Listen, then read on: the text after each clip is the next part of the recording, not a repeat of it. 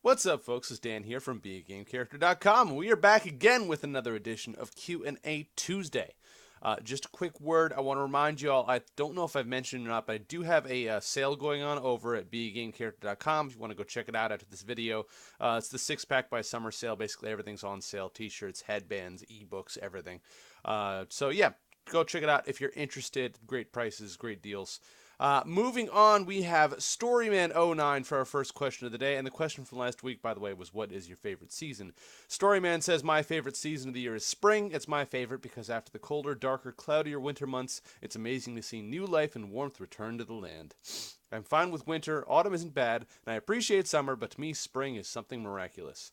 My question this week is what are some good moderate exercises for a pulled or strained shoulder muscle? Specifically, I think it's my deltoids primarily. I was shadowboxing and punched too fast and too hard beyond what my shoulder was used to and ready for, and yeah, not swelling at all, just weak and a bit achy, so I'm going to give it a week or two to let it rest and let muscle tissues heal, and then see if I need to get it looked at by a professional.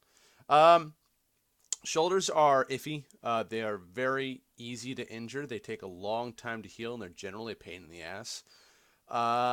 If it is your deltoid, my general recommendation would be start with very, very lightweight when you're rehabbing it. Now, granted, this is not medical advice, okay? This is just what I would do personally, okay? I would start with very, very lightweight, and I'd go with side lateral raises and front deltoid raises to start if you are convinced it's your deltoid. Um, Overhead presses and whatnot are good shoulder exercises, but not when you're like just bringing it back from the brink. I would start with something very light, and then when you move to the overhead presses or something similar, like the incline bench or something like that, take it very slow. Start again very light, but I definitely would recommend talking to a doctor first because your shoulders are not something you want to mess around with, and they can really mess you up. And they can take a real long time to heal. So definitely talk to a doctor about it. I hope you have a good week. I liked your Wonder Woman post over on the blog. Wonder Woman is kind of the most, or one of the most badass characters in the Justice League, and she does not get enough attention for it. Until next time, Storyman. I absolutely agree. Wonder Woman is a badass. I'm pretty sure I'm going to like just make up like an album on the Facebook page or something of her just punking other superheroes and villains because it's awesome. She just wrecks face all the time.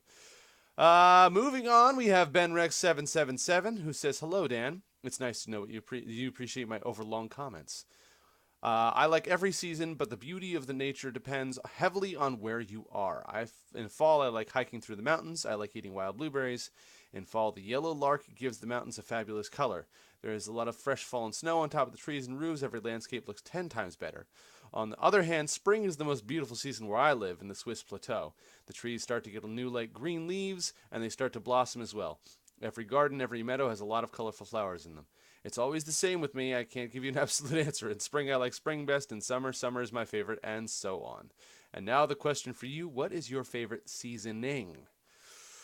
Um, if we're counting it as a seasoning, I would go with garlic, but I don't know if we can count it as a seasoning. It's kind of like an aromatic root vegetable. Um, so if not garlic, I would say my favorite seasoning is probably basil. I love basil. I love the smell. And this is ignoring salt and pepper. I mean, obviously, salt and pepper get added to almost everything when you're cooking, but basil, I would say, is probably my favorite seasoning if we're not allowed to use garlic. And also, thanks for the music recommendation. I have heard of Minutes to Midnight before, but I will check them out in the future. Just possible workout fodder. I like it. Uh, oh, excuse me. Whoa, that banana just fought back. Have a nice week, Benny. You have a nice week as well. Thank you for your comment. Moving on for our last comment of the day. Oh, wait. I skipped one in the beginning. Hang on. Scrolling back down here. Calamity asked, "Hey, Dan, for the Wonder Woman workout, what should the lifting weight be? I'm assuming 85% give or take." I skipped this because I answered it in text, but I should answer it in verbal form as well. Yeah, like 85% of your max is good for the Wonder Woman workout. You can go a little lower if you want, or a little higher. I mean, whatever you're capable of. But generally speaking, you should just be feeling completely gassed when you're done with the strength regimen. So yeah, around 85% of your max. Moving on, we've got John Smith, who says, "My favorite season is fall. Now, is warp factor faster than light speed the same thing? And how much would ludicrous speed be to light speed?" I've noticed that even though I can. Oh, I'm sorry. This is okay. Separate thing. Um, Okay, so John actually sent me this on Snapchat, and I really liked the idea of the discussion of this, so I wanted to actually hit it up here on the video. Faster than light travel is an awesome thing to think about and play around with in your head, just in the sense of sci-fi stuff. Basically, warp factor, faster than light, and ludicrous speed, I think, would all be basically the same thing. Light speed is not the same thing. So, according to physics, we should not be able to accelerate past light speed, or even necessarily to light speed. Like, we can get close, but physically speaking, it shouldn't be possible to accelerate past light speed ish. Um, so light speed is in a different category entirely because warp factor, faster than light, and ludicrous speed are all based around the idea of surpassing light speed, which we know is not possible according to the current physics that we understand and know, and the theory of relativity and all that good stuff. So the cool thing is that they are then most likely some method of propulsion that is not just acceleration of mass, which is super cool. It's always a fun concept to play around with.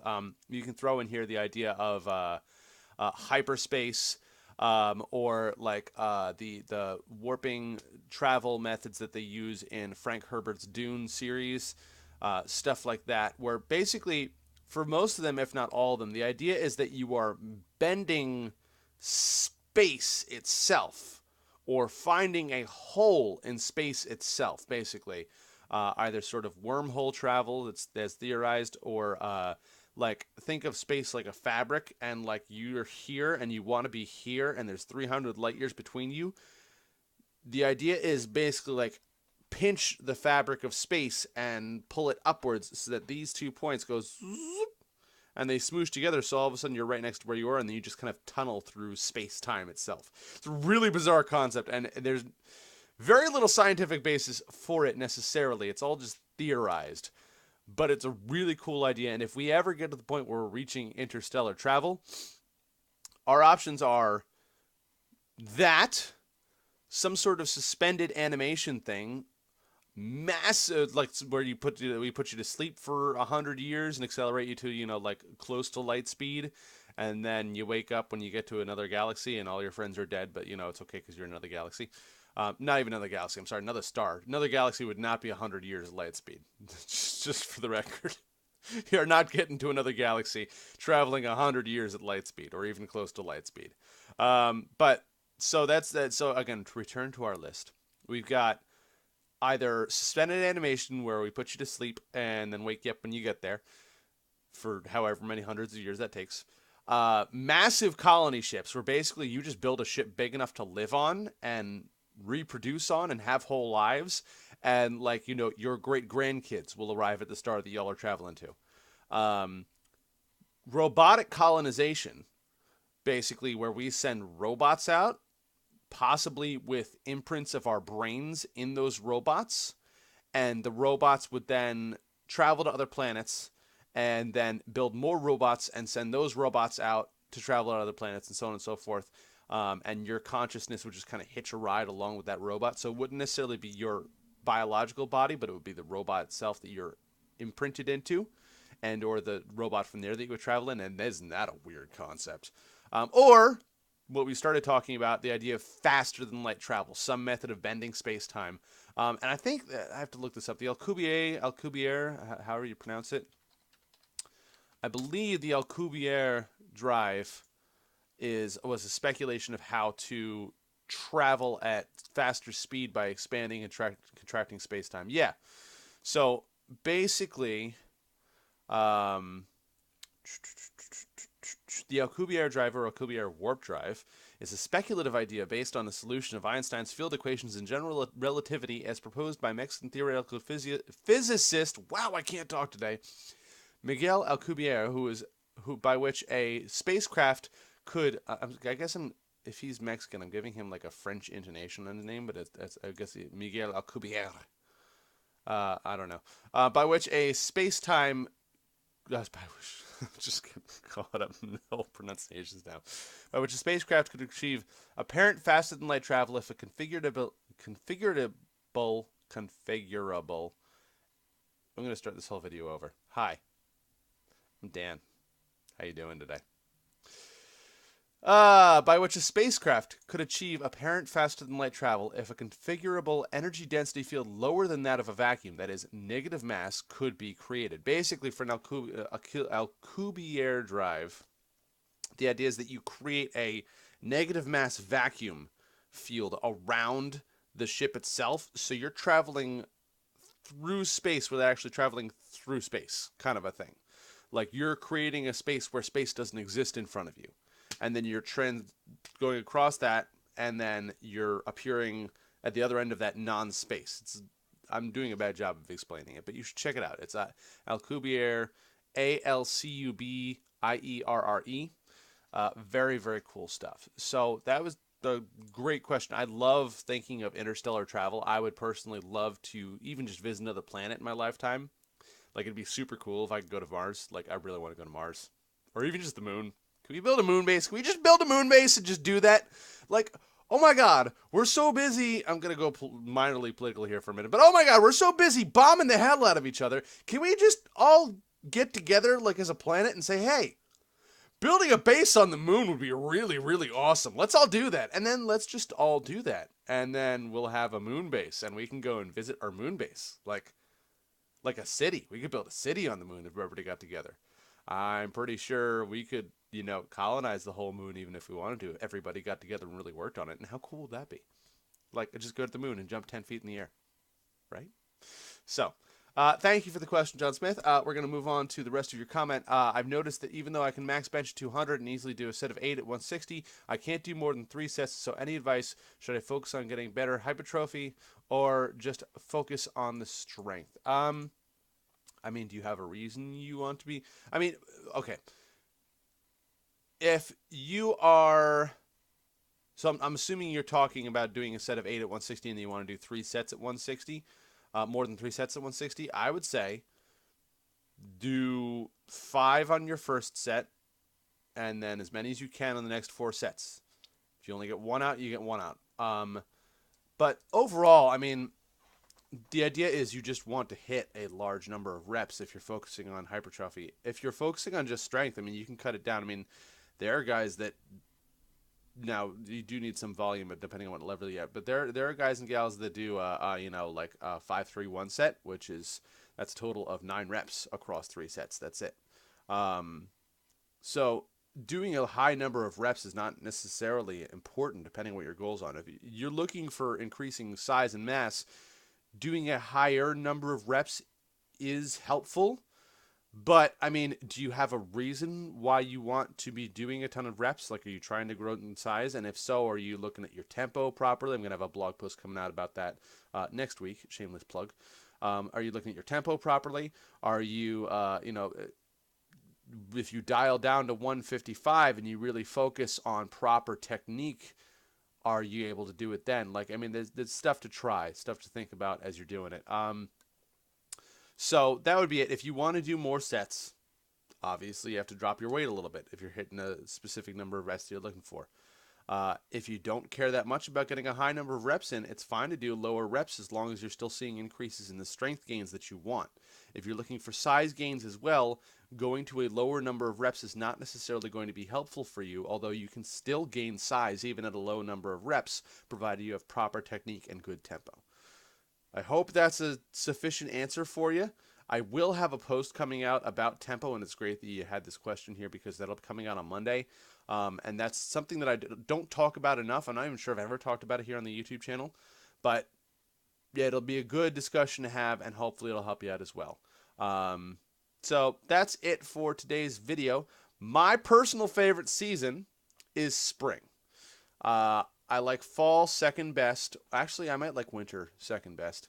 I don't know. I don't like summer that much. I like mild summers. I don't like the heat. Mosquitoes drive me insane. The only thing I like about summer are water parks and the beach.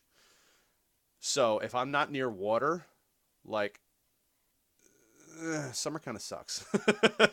Unless it's a nice mild summer. I don't like it when the temperature goes over 85 or even 80. If we stay 80 degrees all summer, good to go. Mosquitoes just eat me alive. I hate mosquitoes so much. So I don't like summer much. Fall is great.